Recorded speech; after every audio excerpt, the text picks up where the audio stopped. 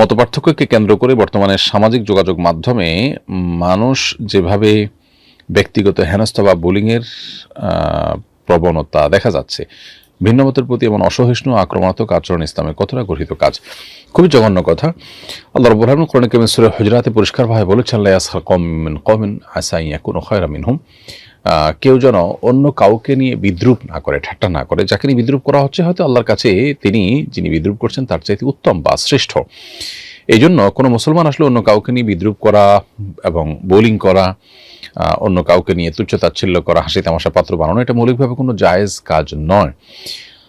কেউ অন্যায় কাজ করছে, আপনি তার বিরুদ্ধে আচরণ করেন, গঠনমূলক সমালোচনা করেন, সেটাকে ইসলাম জায়েজ করেছে। কিন্তু এভাবে মানুষকে নিয়ে ইস্তেহজা করা, বিদ্রূপ করা, বোলিং করা, এটা মোটেও শরিয়া দৃষ্টিকোণ থেকে জায়েজ কোনো কাজ নয়। এজন্য ট্রল করার এই আচরণ ইমানদারের সাথে সঙ্গতিপূর্ণ, মানানসইপূর্ণ কোনো আচরণ নয়।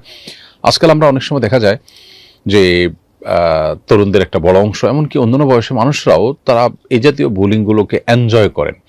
আমাদের দিনী চেতনা লোপ পেয়ে যাওয়ার ফলে আমাদের মধ্যে এই মানসিকতা তৈরি হয়েছে, যেখান থেকে আমাদের বেরিয়ে আসার চেষ্টা করা উচিত। আমি কারোর ইজ্জত সম্মান নিয়ে ছিনিমিনি খেলতে পারি না।